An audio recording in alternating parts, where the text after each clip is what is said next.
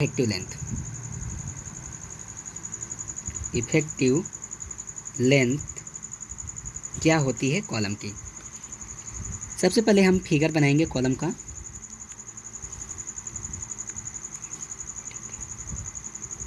इसका bottom and fix कर दिया, इस पे लोड P लग रहा है, वर्टिकल कंप्रेसिव लोड। मान लिया कि ये जो कॉलम बेंड हो रहा है इस लोड के कारण कुछ इस तरह से होगा। हम सपोज कर लिए कि ये जो कॉलम बेंड हो रहा है कुछ इस तरह से वो होगा।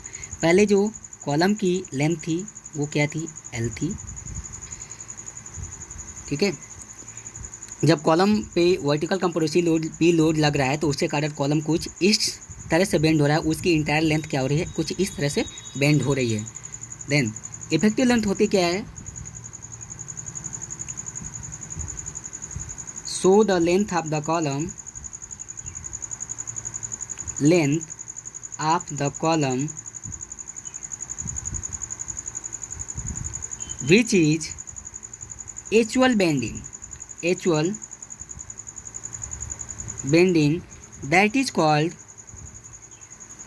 effective length, length of the column। Means देखिए, कॉलम की जो एक्चुअल लेंथ होती है, पहले कॉलम की जो लंबाई थी L थी, उसके बाद हम सपोज किए कि ये जो लोड के कारण कॉलम जो बेंड हो रहा है कुछ इस तरह से बेंड हो रहा है। देन जो एक्चुअल लेंथ होगी कॉलम की आफ्टर बेंडिंग, बेंड होने के बाद जो एक्चुअल लेंथ होगी कॉलम की, उसको हम क्या बोलते हैं, इफेक्टिव लेंथ। अब हम बात करते हैं लीस्ट लेटरल डायमेंशन की, जो शॉर्ट और लॉन्ग कॉलम में आया था, इफेक्टिव लेंथ और least lateral dimension. Least lateral dimension,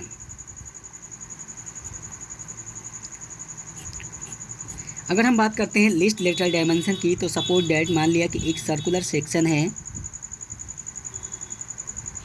circular section है जिसके मान लीजिए suppose that x axis and that is y axis. ठीक है, इसका डायमीटर D, इसका डायमीटर D। मीन्स जो लीस्ट लेटरल डायमेंशन होगी, अगर सर्कुलर सेक्शन की बात करते हैं तो उसकी लीस्ट लेटरल डायमेंशन क्या होगा कि मतलब जो रेडियस या डायमीटर होता है सेम होता है, इसलिए लीस्ट लेटरल डायमेंशन अगर सर्कुलर सेक्शन की बात करते हैं तो उससे क्या होगा, D ही होगा। Dimension of circular section equal to D, means diameter, means diameter. अगर मान लीजिए कॉलम क्या है कि कॉलम का जो सेक्शन बनाया गया वो सर्कुलर है, तो उसके लिए सपोज हम शॉर्ट कॉलम और लॉन्ग कॉलम के लिए जो बनाएंगे, लॉन्ग कॉलम के लिए क्या होगा, LE/D is greater than equal to 12, that is for long column. Long column, short column के लिए बात करते हैं तो LE/D is less than is equal to 12, short column. अगर कॉलम सर्कुलर सेक्शन में है तो उसकी लेस्ट लेटरल डायमेंशन क्या होगी, उसका डायमीटर ही होगा। अगर हम बात करते हैं स्क्वायर सेक्शन की, स्क्वायर सेक्शन की, एक स्क्वायर सेक्शन है, जैसे कि सपोज दैट हमारा क्या है, एक स्क्वायर सेक्शन है। ठीक है, स्क्वायर सेक्शन की चारों जो भुजाएं होती हैं, चारों साइडें को होती हैं सेम होती हैं, जैसे ये D और ये B। तो हियर स्क्वायर सेक्शन की बात करेंगे, here B equal to D, here B equal to D। अगर मान लीजिए जो कॉलम है वो स्क्वायर सेक्शन में है तो उसके लिए जो शॉर्ट और लॉन्ग कॉलम की डेफिनेशन होगी, LE/B और D, LE/B ब्रेथ या depth is greater than equal to 12 for long column and LE by B or D is less than equal to 12 for short column. अब हम discuss करते हैं rectangular section के लिए कि रेक्टेंगुलर सेक्शन के लिए लिस्ट लेफ्ट डायमेंशन क्या होगी। रेक्टेंगुलर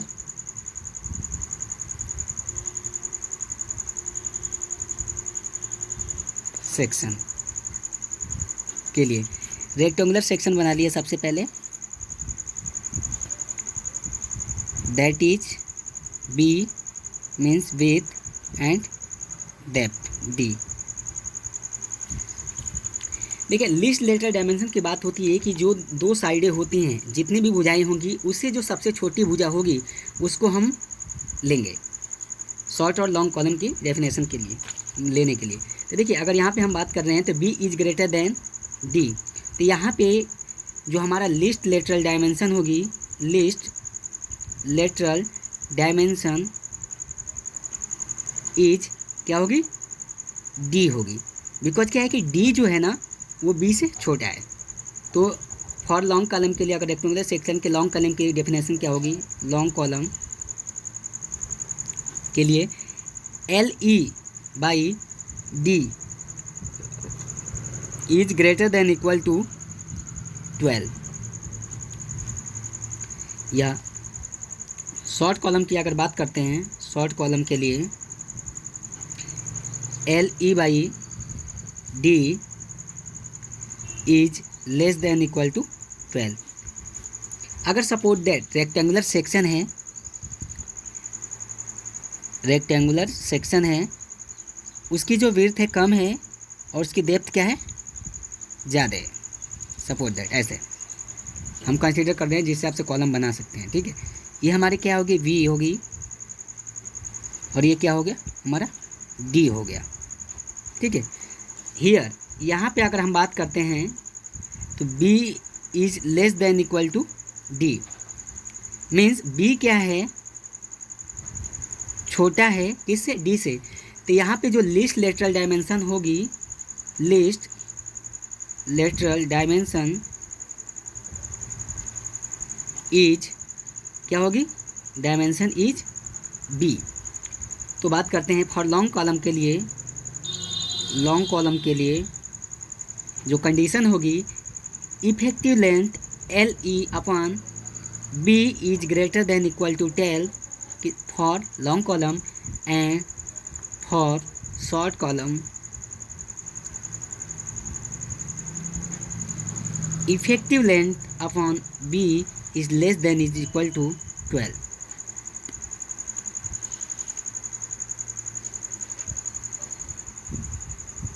की बात करते हैं कॉलम की, कॉलम कैसे फेल होता है।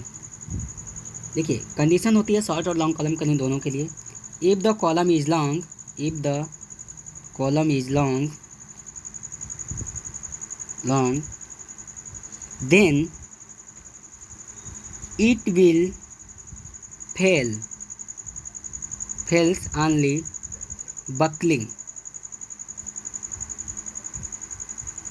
Buckling means bending. अगर कॉलम जो होगा लॉन्ग होगा तो केवल किसके, बकलिंग लोड के कारण फेल होगा, बकलिंग के कारण फेल होगा, जिसके कारण हम बोल सकते हैं कि बेंडिंग के कारण फेल हो रहा है। लेकिन अगर बात करते हैं शॉर्ट कॉलम की, if the column is short then it will fails only because of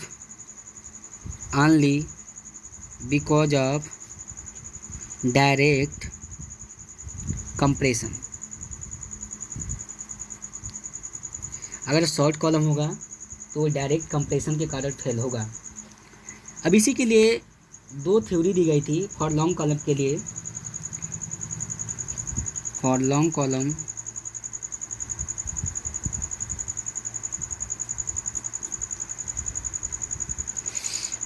के लिए अ Swiss mathematician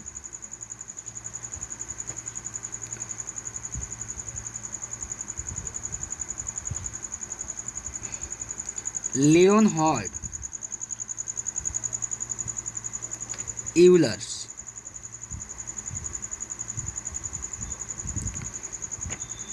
Swiss mathematician Leonhard Euler ने एक थ्योरी दी थी, Euler's. A Swiss mathematician Leonhard Euler in 1757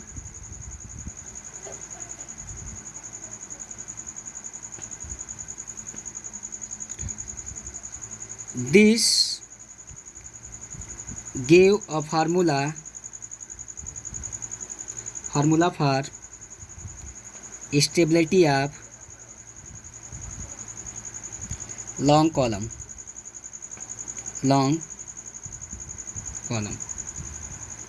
means long column जो fail होगा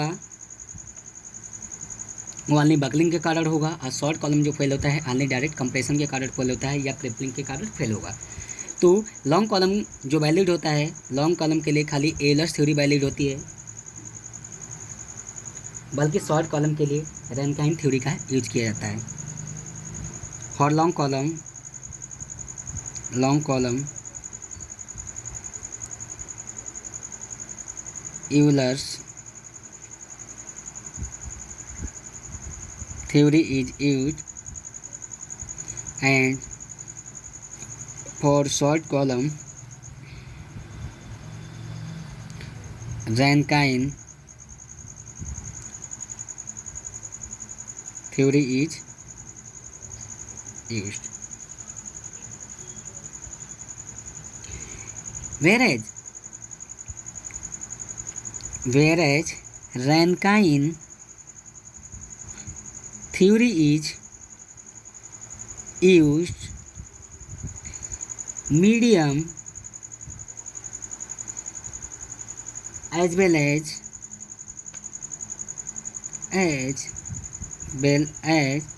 short and for long column. Means long column Euler's theory जो valid होती है ऑनली लॉन्ग कॉलम के लिए वैलिड होती है, बल्कि रैनकाइन थ्योरी जो होती है शॉर्ट, मीडियम और लॉन्ग कॉलम तीनों के लिए क्या होती है, वैलिड होती है। बात करते हैं यूलर्स थ्योरी की।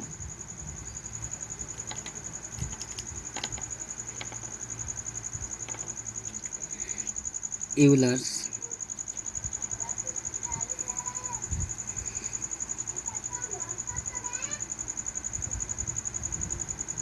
Theory for column. Euler's theory की बात करते हैं कॉलम के लिए।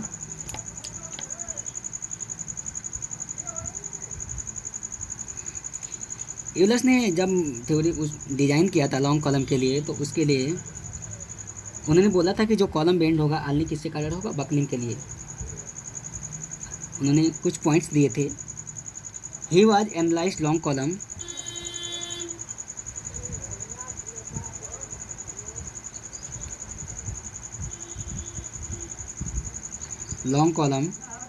the bending is long column, the bending is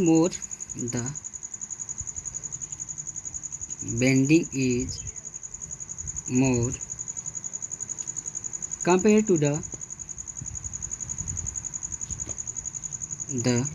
direct compression.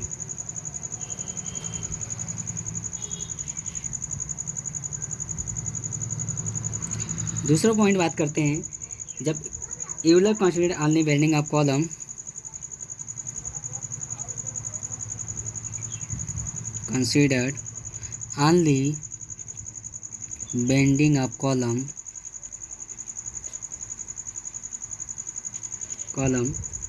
as the direct compression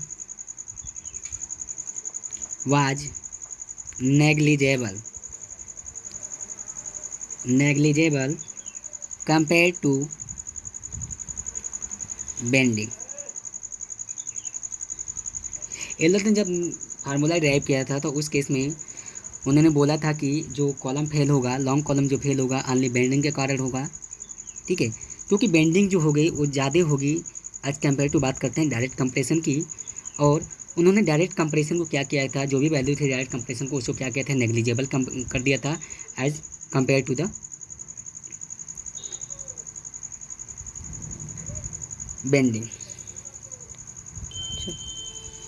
कुछ एजम्पशंस होते हैं उसको डिराइव करते हैं, बताते हैं पहले कि लॉन्ग कॉलम के लिए क्या होना चाहिए। यूलर्स ने कुछ एजम्पशन दिए थे, assumptions made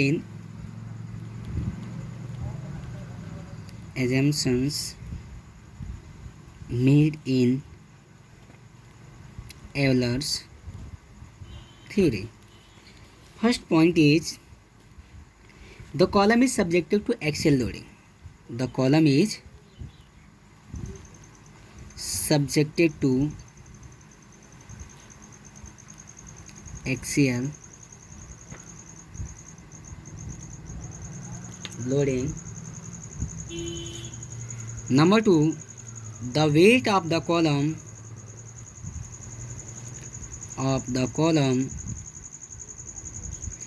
itself is neglected. Means column जो कॉलम पे जो भी लोड लगेगा वो एक्सेल लोडिंग होगी। नंबर 2 में क्या होगा, the weight of the column itself is neglected, मतलब वेट कॉलम का जो वेट होगा खुद का उसको क्या किया जाएगा, नेग्लेक्ट करके चलते हैं। The material of the column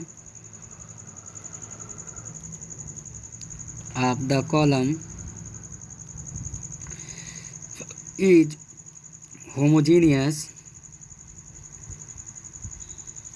and isotropic। Means homogeneous का मतलब है कि जो भी मटेरियल होगा, जो भी कॉलम का जो मटेरियल होगा वो क्या होगा, सेम मटेरियल होगा, सिंगल। कंपोजिट मटेरियल के लिए ये थ्योरी वैलिड नहीं है। कंपोजिट मटेरियल का मतलब ये होता है कंपोजिट के जो होगा वो दो चीज़ों से मिलकर बना होगा, तो उसको हम बोलेंगे कंपोजिट। ये क्या होता है, सिंगल मटेरियल का बना होना चाहिए जिसकी प्रॉपर्टीज़ क्या होगी, सेम होगी।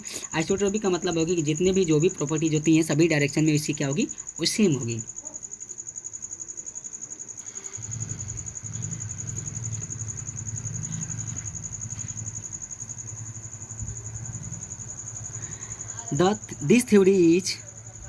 This theory is not applicable for composite column. That is, composite means made of two different materials।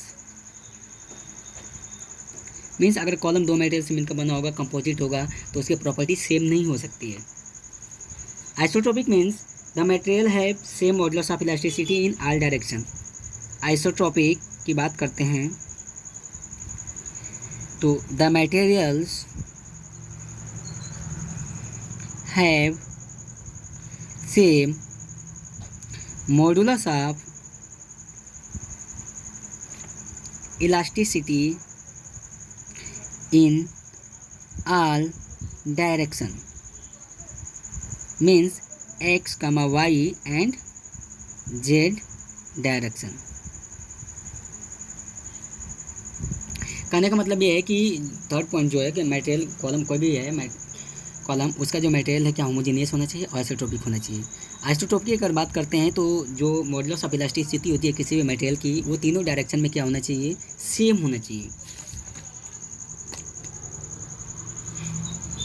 Number 4 point, the material of the column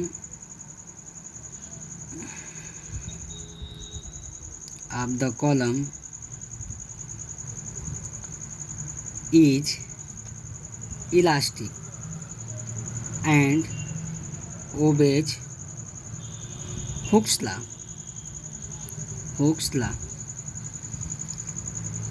जो भी कॉलम का मटेरियल होना चाहिए वो क्या इलास्टिक होना चाहिए और ओबेज हुक्स लॉ। हुक्स का मतलब जितना स्ट्रेस को अगर हम बनाएंगे उतने स्ट्रेन की वैल्यू क्या होगी, बढ़ेगी। मतलब stress is directly proportional to strain.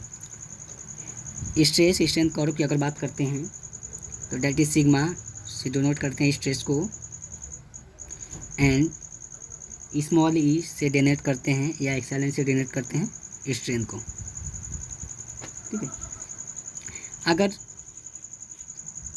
Hooke's law की बात करते हैं, इसमें क्या होगा कि जो भी मटेरियल जैसे कि 0 इनिशियल पॉइंट है, elastic limit, that is elastic limit, ये पॉइंट वो ओ से ए तक क्या है, इलास्टिक लिमिट मीन्स जितना हम स्ट्रेस की वैल्यू बढ़ाएंगे उतनी स्ट्रेंथ की वैल्यू क्या होगी, बढ़ेगी। इलास्टिक लिमिट, इलास्टिक लिमिट का मतलब ये होता है कि कोई भी मटेरियल पे अगर हम लोड लगाते हैं तो लोड लगाने के बाद अगर उस लोड को रिमूव किया जाता है तो वो मटेरियल पुनः अपनी ओरिजिन शेप में आ जाता है, उसको हम उसकी क्या बोलते हैं, इलास्टिसिटी बोलते हैं। फिफ्थ पॉइंट की अगर बात करते हैं तो the column fails only buckling. पहले भी डिस्कस कर चुके हैं हम कि कॉलम जो फेल होगा केवल बकलिंग के कारण फेल होगा, ना कि डायरेक्ट कंप्रेशन के कारण। डायरेक्ट कंप्रेशन के कारण शॉर्ट कॉलम फेल होंगे, लॉन्ग कॉलम जो फेल होगा ओनली बकलिंग या बेंडिंग के कारण ही फेल होगा। जो यूलर्स ने फार्मूला दिया था, Euler's formula for long column के लिए, this formula is used for calculating the critical load for a column and strut। P suffix में यूलर इसलिए लिखते हैं कि उन्होंने दिया था pi square E I upon L E square, P Euler equal to pi square E I one L square, where P is equal to critical load, critical load E equal to modulus of elasticity and I equal to least moment of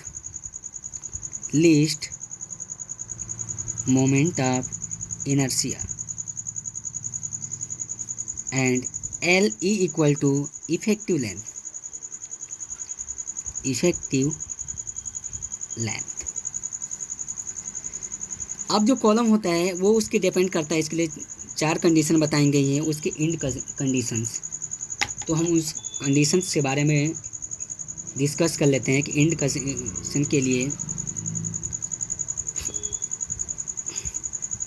end conditions of the column, end conditions of the column. तो सबसे पहले both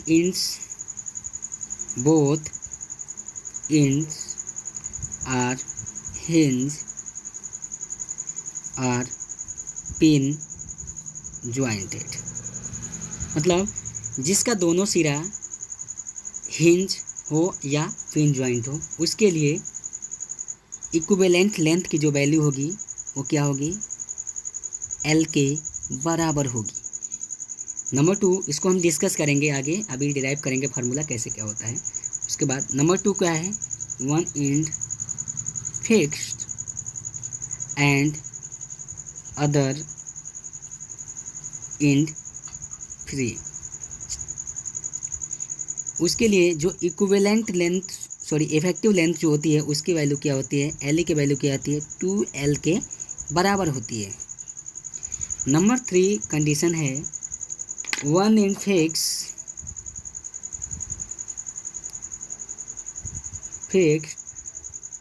and other pin jointed. उसके लिए जो effective length की value होगी वो L/√2 के बराबर होगी, L/√2 के बराबर होगी। नंबर 4 लास्ट पॉइंट है, कंडीशन है both ends are fixed, are fix. उसके लिए एल ई की जो वैल्यू होगी, एल कैपिटल ले रहे हैं तो कैपिटल ई लेके चलेंगे, एल अपान 2 के बराबर होगी। अब हम आगे चारों कंडीशन को डिराइव करेंगे, फार्मूला डिराइव करेंगे तो पता चलेगा कि L E equal to L किसके लिए आएगा, L E equal to L किसके लिए आएगा, और L E equal to L upon root 2 किसके लिए आएगा, and L E equal to L upon 2 किसके लिए आएगा। सबसे पहले कंडीशन हम लेते हैं कॉलम की, both ends are hinge are pin jointed.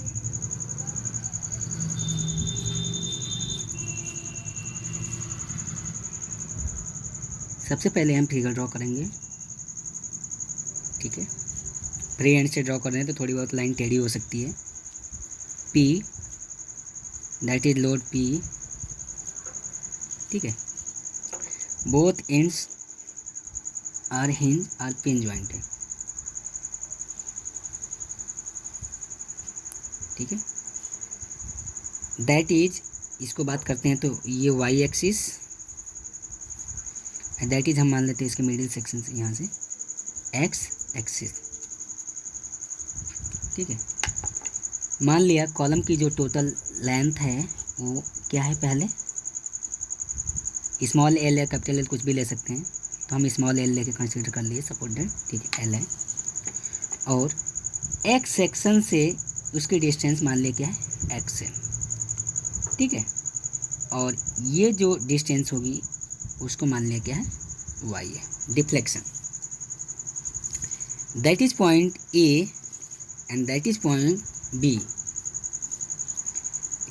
Figure से बात करते हैं, from figure shows a column of length L and uniform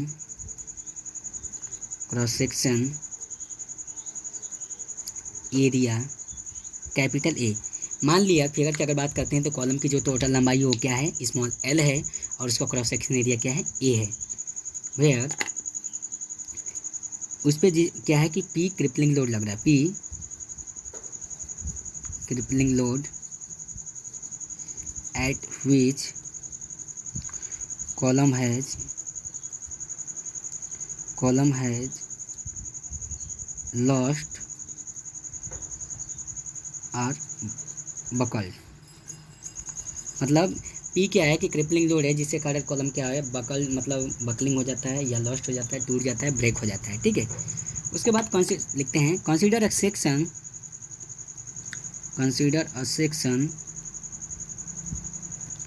x at a distance x from the point B. Consider एक सेक्शन एक्स की बात करते हैं। देखिए एक सेक्शन हमने एक्स कंसीडर किया पॉइंट बी से एक्स दूरी पर, मतलब एक्स सेक्शन एक हम बनाए पॉइंट बी से एक्स दूरी पर, ठीक है। Let y is equal to lateral displacement,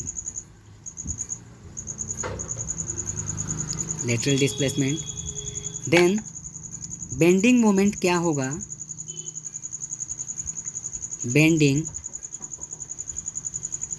moment of this section की बात करते हैं तो होगा E I D square Y over D x square is equal to minus का P into Y.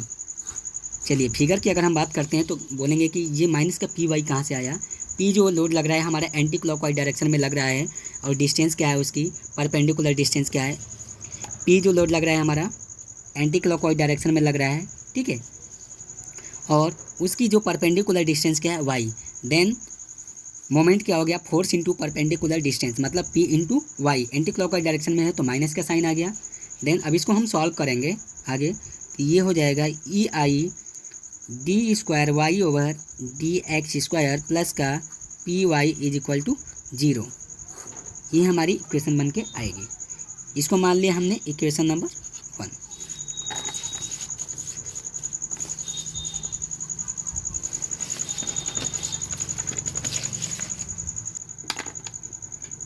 E I D square Y over D x square plus का P Y is equal to 0 था, उधर minus है, इधर आएगा तो क्या होगा प्लस। ठीक है, अब इसको हम और सॉल्व कर देंगे। D square Y over D x square plus का P upon E I Y is equal to 0।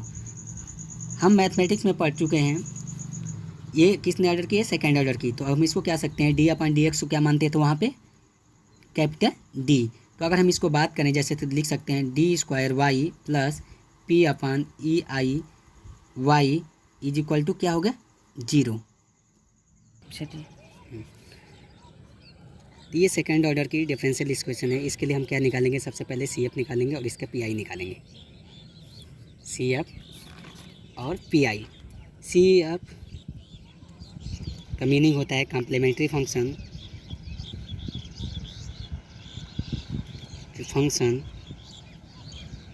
And P I का मतलब होता है पर्टिकुलर इंटीग्रल। सी एफ जो लेफ्ट हैंड साइड में 0 के बराबर में, जो लेफ्ट हैंड साइड में जितना पोर्शन होता है उसको उसका हम निकालते हैं सी एफ, और राइट हैंड साइड में जो भी होगा उसका हम निकालेंगे पी आई। तो इसका राइट पी आई क्या होगा, इस सेक्शन का अगर हम पी आई की बात करते हैं तो पी आई क्या होगा, इसका 0 होगा। ठीक है, अगर इसकी सी एफ की बात करते हैं, सी एफ इसका क्या होगा, C1 cos x root P upon E I plus C2 sine x root P upon E I.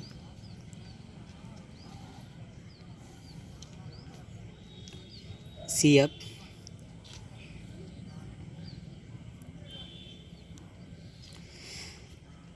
अब हम बात करते हैं, अब देखिए सी ये हो गया सी एफ। अब हम इक्वेशन में लगाते हैं तो टोटल होता है हमारा, जो मान लीजिए कि let y is equal to C F plus जो कंप्लीट होती है equations, y equal to C F plus P आई।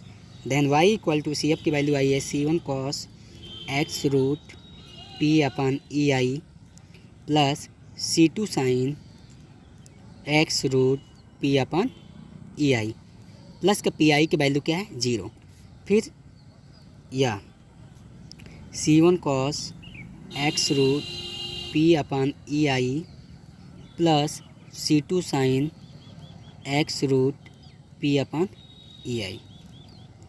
इसको हम मान लेते हैं इक्वेशन नंबर 2। ये कंप्लीट सॉल्यूशन के बाद हमारी ये इक्वेशन आई है। ठीक है, अब हम बात करते हैं, देखिए वेयर, जहाँ पे where C1 and C2 are constant. अब हम इंड कंडीशन की बात करते हैं कि इंड कंडीशन पे जो कॉलम की जो इंड कंडीशन होगी वो क्या होगी कि ए पे और बी पे दोनों पे इंड कंडीशन की हम बात करते हैं कि ए और बी की वैल्यू, एक्स और वाई की वैल्यू क्या होगी। देखिए एट पॉइंट बी की अगर बात करते हैं तो एक्स की वैल्यू 0 एंड वाई की वैल्यू 0। कैसे, देखिए मैं डिस बताता हूँ।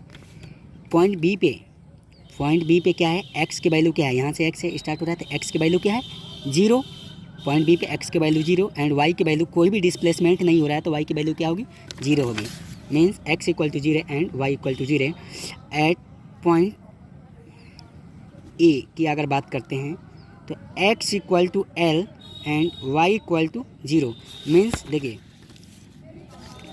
एक्स किसके बराबर हो जाएगा, एल के। पॉइंट ए की बात करते हैं तो यहाँ से यहाँ तक की डिस्टेंस क्या है, एल है। यहाँ से यहाँ तक की डिस्टेंस क्या है, एल है। मीन्स एक्स की वैल्यू किसके बराबर हो जाएगा, एल के, और डिस्प्लेसमेंट कोई नहीं हो रहा है यहाँ पे, तो वाई की वैल्यू क्या है 0। तो अब ये कंडीशन हम लगाएंगे इस इक्वेशन नंबर 2 में। फर्स्ट कंडीशन,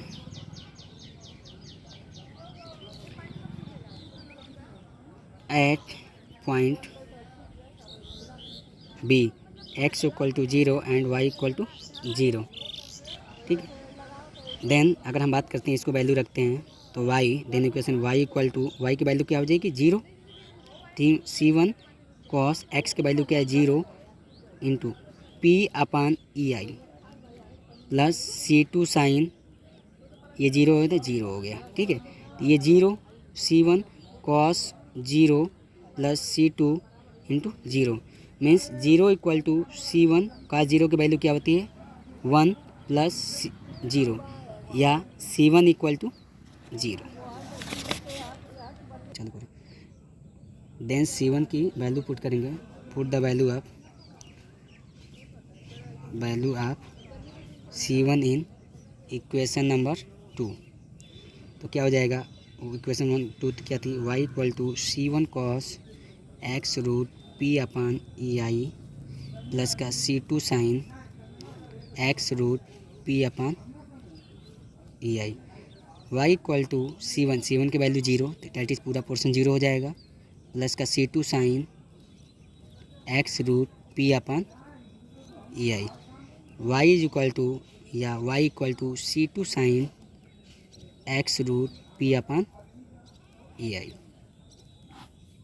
इसको इक्वेशन नंबर मान लिया 3। ठीक है। एट पॉइंट ए की अगर बात करते हैं तो x इक्वल टू एल और y इक्वल टू 0। ठीक है, इस कंडीशन को अगर हम रखते हैं at x equal to L y equal to 0, then y, इस वैल्यू को हम x के equal to L y equal to 0, तो y इक्वल टू 0 हो गया। And C2 into sine x जगह पर क्या करेंगे L, sine L P upon E I. ठीक है, तो ये हो जाएगा, या इसको ऐसे लिख लिया C2 sine L P upon E I is equal to 0,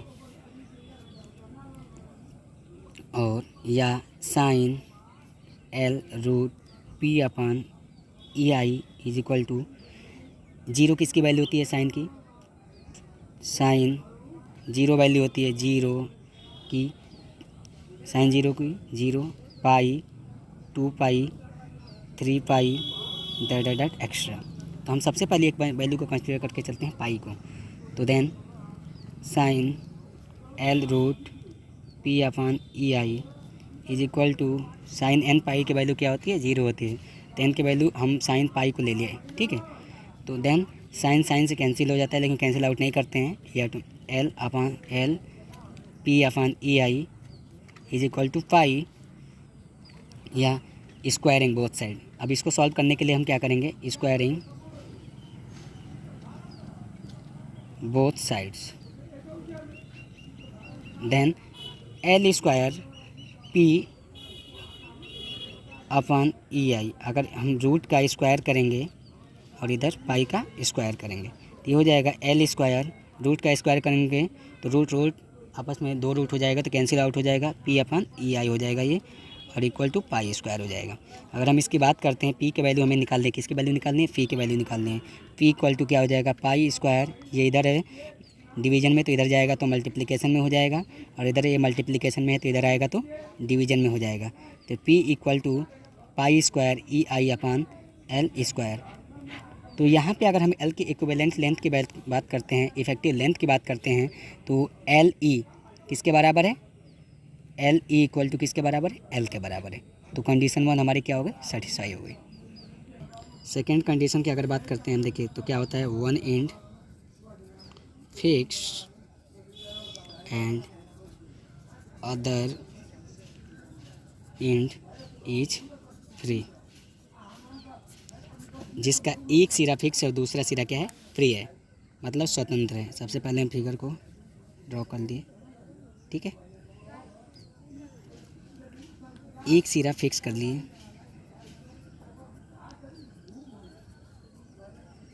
ठीक है, और दूसरा सिरा हमारा क्या है, एक सिरा मान लीजिए ए हमारा क्या है फिक्स है, और दूसरा सिरा बी क्या है, फ्री है। ठीक है,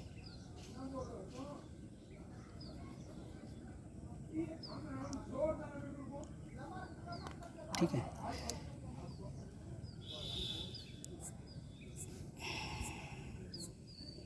जिसके दूसरे सिरे पे हमारा लोड क्या लग रहा है, पी लोड लग रहा है, ठीक है, जो कि डिफ्लेक्शन क्या है, डिस्प्लेसमेंट क्या है, डेल्टा, ठीक है। ये सेक्शन हमारा Y, that is section Y. हम पॉइंट ए से एक्स दूरी पर एक सेक्शन एक्स एक्स कंसीडर किए, जो कि डिस्प्लेसमेंट कितना है, वाई है, और पॉइंट ए से दूरी कितनी है, एक्स है, ठीक। वे लिखेंगे delta is equal to deflection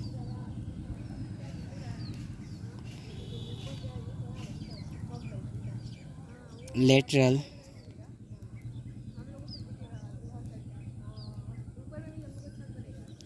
of the top end, ठीक है। Consider a section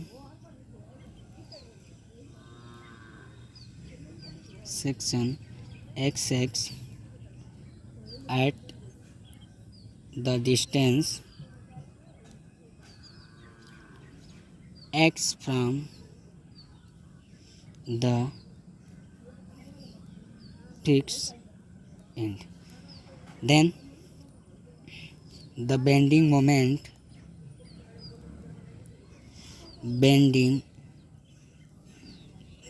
is EI d square Y over D x square is equal to minus का पी वाई मतलब अगर इसके लिए हम बात करेंगे तो पी जो है इस डिफ्लेक्शन के लिए हमारा क्या है, एंटी क्लॉकवाइज डायरेक्शन में है, और डेल्टा के लिए बात करेंगे तो हमारा क्या है यहाँ पे क्लॉकवाइज के लिए होगा। तो प्लस का पी इंटू डेल्टा, देन तो P delta minus Y, E I D square Y over D x square बात हो गया, ठीक है। अगर हम इसके लिए अगर ऐसे हम नहीं देख पा रहे हैं जैसे क्लॉकवाइज एंटी क्लॉकवाइज, तो हम यहाँ पे बात करेंगे जैसे टोटल की, हमें ये टोटल डिस्टेंस निकालिए कितने पे लग रहा है, तो डेल्टा है टोटल, और इसमें से इतना माइनस करेंगे तो डेल्टा माइनस वाई, और पी क्या आएगा टोटल के लिए हमारा क्या होगा, ये क्लॉकवाइज के लिए मूव करेगा। Then E I D square Y over D x square minus का P delta minus y equal to zero, इधर प्लस से इधर आएगा तो माइनस, इसको हम ब्रैकेट में बंद कर लेंगे, दैट इज मेन इक्वेशन, ठीक है। फिर से इसको सॉल्व करेंगे, d square Y over D x square minus का P upon E I delta minus y is equal to zero, ठीक है। अब इसके लिए हम क्या निकालेंगे, सी एफ और पी आई की वैल्यू निकालेंगे।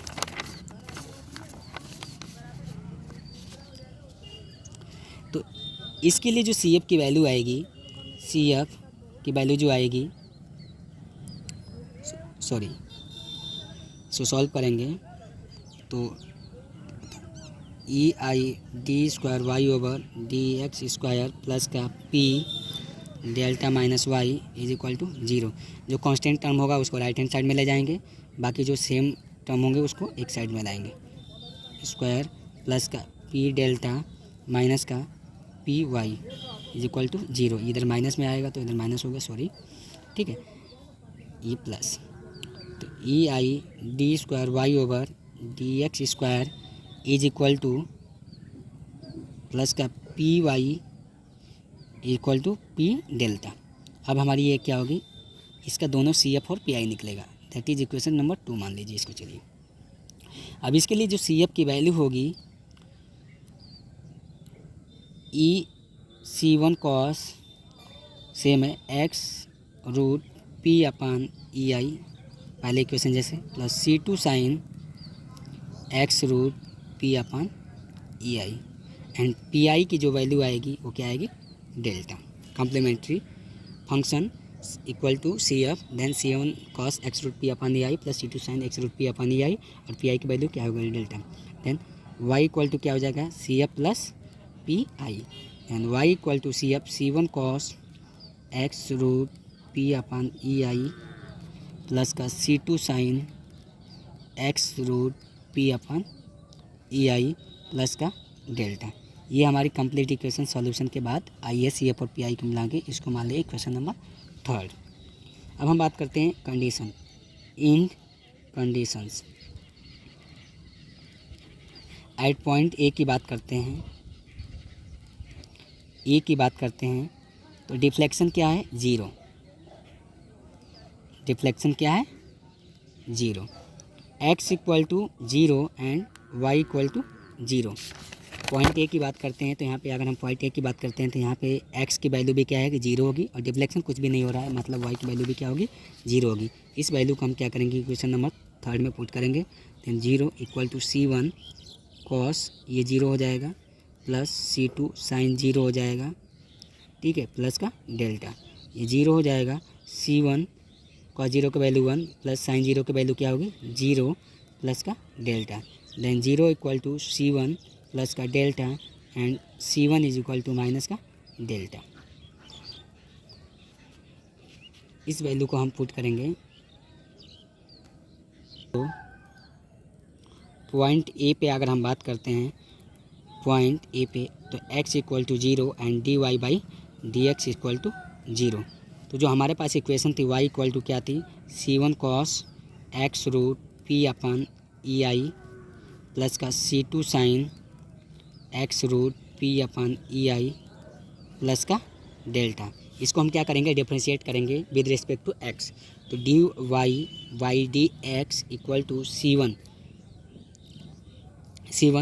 कॉस एक्स का अवकलन माइनस का साइन एक्स, माइनस का डिफरेंशियल जो होगा माइनस का साइन एक्स, मतलब माइनस का sine x root P upon E I, और इसका फिर से होगा x root P upon E I का, ये हो जाएगा आपका एक्स कांस्टेंट होगा P upon E I.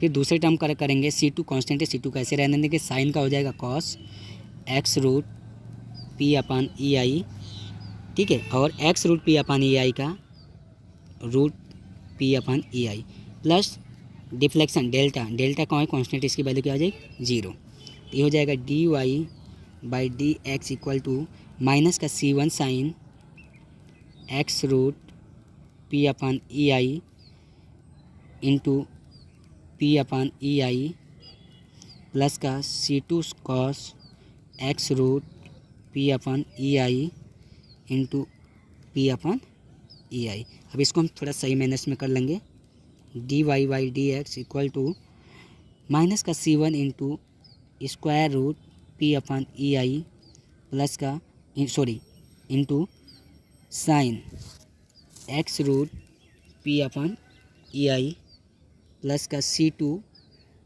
Into square root P upon E I into cos x root P upon E I. अब हम जो कंडीशन थी इसमें कि एट पॉइंट ए पे अगर बात करते हैं तो एक्स की वैल्यू भी जीरो होगी, मतलब कोई भी डिस्टेंस नहीं, एक्स की वैल्यू जीरो होगी और डिस्प्लेसमेंट तो जीरो था ही, d y by d x मतलब डिफ्लेक्शन भी क्या होगा, जीरो होगा, slope.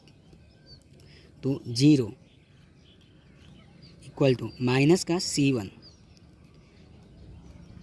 P upon E I into sine x की वैल्यू जीरो, जीरो प्लस का C2 P upon E I into cos x root P upon E I, x की value zero. तो zero equal to ये क्या हो गया, minus C1, ये zero हो गया, C2 साइन जीरो की value zero, C2 into P upon E I into cos zero की वैल्यू 1। तो यहाँ से हमारी C2 की वैल्यू क्या हो जाएगी, जीरो आ गई।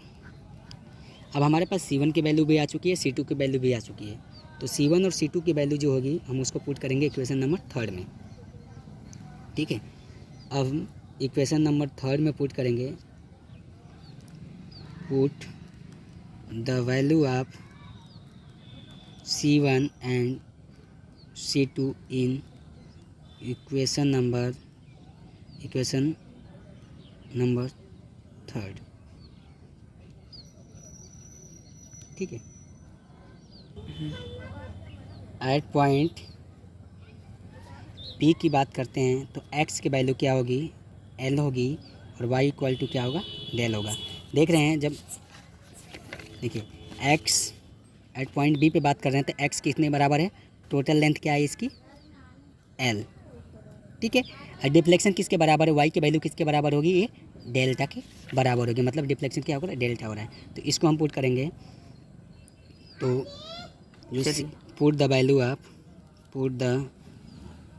Value of C1 and C2 in equation number third. Equation third क्या आती? y equal to C1 cos x root P upon EI plus C2 sine x root P upon EI plus का delta. ठीक है, अब इसमें हमारे पास C1 की value भी आ चुकी है। C1 की वैल्यू है हमारे पास माइनस का डेल्टा और C2 इक्वल टू क्या है? 0। Then y equal to C1 minus का delta cos x root P अपन EI प्लस का C2 की वैल्यू क्या है? 0 into sine x root P अपन EI प्लस का delta. That is y equal to minus का delta cos x root P अपन EI plus का ये पूरा पोर्शन क्या हो जाएगा? 0 प्लस का डेल्टा। ठीक है, या y इक्वल टू माइनस का delta cos x root P अपन EI प्लस का